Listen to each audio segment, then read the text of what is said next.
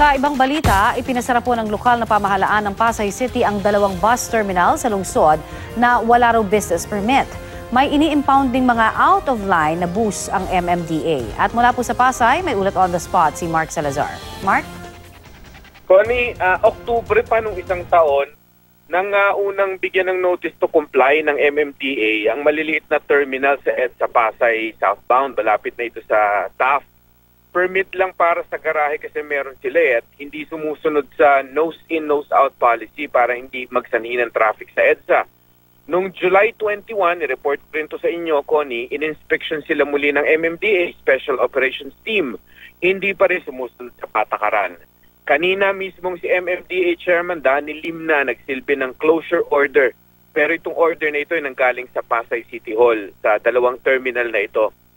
Katiwala lang humarap sa Bragais at Pamar Terminal at wala mga may-ari ay pinost ang closure order sa kanilang terminal.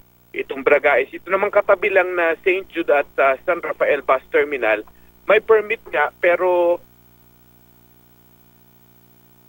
Mark? To comply pero hindi talaga nagko-comply ng kanilang requirement kaya sila ay talagang binigyan na ng cease and desist order. Natanong tuloy ng media yung taga-Pasay City Hall, yung city administrator, si Attorney Dennis Acorda, kung bakit hindi naman nakatago yung operasyon nitong mga terminal na ito. Nasa EDSA sila at lagi silang takaw pansin dahil nagkakos ng traffic. Bakit sila nakakalusot nang wala silang permit? Ang sabi ng city administrator, wala naman daw kasi nagko-complain noon. At saka nung binibigyan daw nila ng notice, pinasara na rin daw to in fact nung mga sinauna pang administrations pero nakakabalik din daw, makukulit daw. So ngayon daw they promise na talagang tututukan nila ito. Doon naman sa Gold Line bus terminal, nasaktuhan naman ni Chairman Lim ang mga bus na out of line. Pina-impound yung siyam na bus ng Don Aldrin, ito yung mga biyaheng Cavite. Maliban doon sa isa na puno na ng pasahero. So out of compassion, pinayagan na ni Chairman bumiyahe ito dahil may mga bata, may mga may edad ng sakay at umuulan-ulan pa rito sa Pasay. Kaya pinagbigyan bumiyahe yung isa lang na yon. Yung mga nakapilang iba pa, in-impound na talaga ng MMDA at dadalhin sa Marikina. 6,000 pesos ang penalty sa kanila kung babawiin nila yung kanilang mga bus. Babalik-balikan daw ito ng MMDA itong kanilang mga pinasara para iparating sa mga bus terminal, sa mga bus company na sila ay hindi ningas kugon lamang. Tony? So, Mark, normally pagka ganito kasi, di ba, na pasaway nga, alam naman natin gumagawa ng iba't ibang paraan din. Ano ba yung tinitignan ngayon ng MMDA para hindi naman sila malusutan sa mga susunod? Halimbawa, biglang ibahin lamang yung mga pangalan ng bus no? Or something like that. Nakikita na natin yan noon pa. Well, yung sa ito terminal kasi ito. So pinasnak talaga ito. So mas madali itong bantayan na dapat walang bus na nasa loob. Dahil ang permit nila, Connie, yung isa, yung Bragais, meron silang permit na maging garahe. Pero even yung pagiging garahe nila, tinanggal na yung permit na yon kasi lapse eh. So ibig sabihin, nag-lapse na yung kanilang permit. Even wala silang permit maging terminal, unang-una. So hindi sila pwedeng mag-terminal. So even yung permit nila na maging garahe ay inano na rin, gal na rin ng City Hall ng Pasay dahil sa kanilang mga violations. So meaning, not a single bus kailangan hindi makita sa mga garahe na ito dahil wala na silang permit to operate. So mas madaling babantayan. Kinandado kanina, of course, tong kandado naman madali naman itong putulin, pero yung presence talaga ng authority na magbantay rito pagka meron silang kung nag-ooperate pa rin garahe man o terminal, ay mababantayan nila. At yun naman ang kanilang pinangako na sana'y gawin nila kasi matagal na itong mga terminal na ito rito, Connie, patuloy rin naman ang pag-operate nila pagka yung wala na yung clearing operation, pag wala na yung nagsiserve ng closure order, bumabalik din sa kanila. Parang Dimple Star, dyan sa may Cubao. Diba ganun sila, yung pinasara, pero pag-alis ng MMDA, wala pang 24 oras sa terminal ulit. So, ganun talaga. So you have to talagang bantayan mo lang dapat Connie.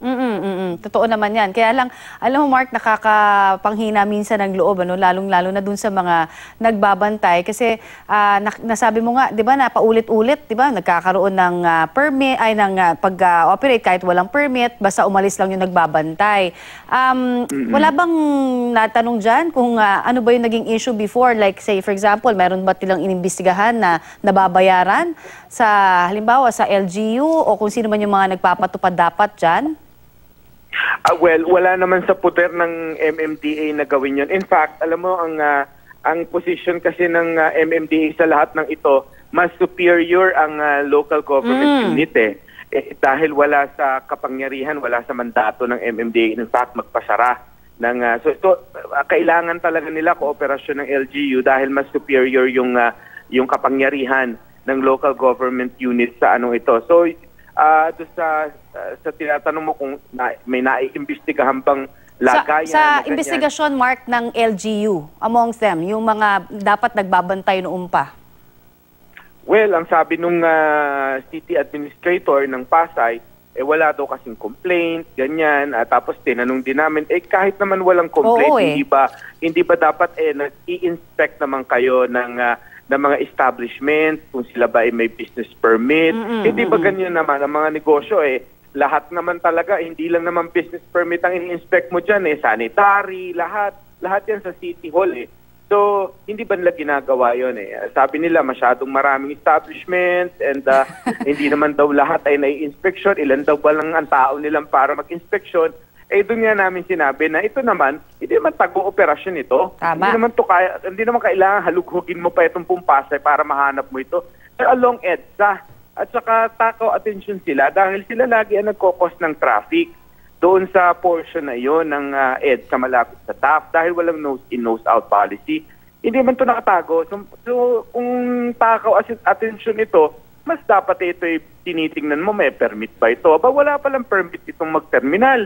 Garahe lang pala, bakit ito nagte-terminal di ba? So, makikita mo rin doon yung consistency ng local government sa pagpapatupad ng kanilang trabaho. Pero ang sabi rin naman ni Chairman Lim Connie, siya wag na raw magsisihan, basta we look forward to the MMDA, karagdagang mata at tenga na magbabantay at nakita nila, susumbong sila sa City Hall para kasama sila magbantay kung itong mga ito ay magbubukas pa uli.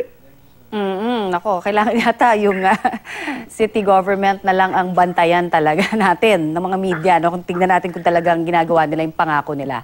Iniikot-ikutan din naman ito ng media. Parang yung People Star, di ba? Media din naman ang nakaikot dyan na... Nagsusumbong din. Oo nga Pero ganun talaga. Oo nga, huwag ka nang panghinaan ng loob. Alright, maraming salamat Mark, sige. thank you sa update. Okay, Connie.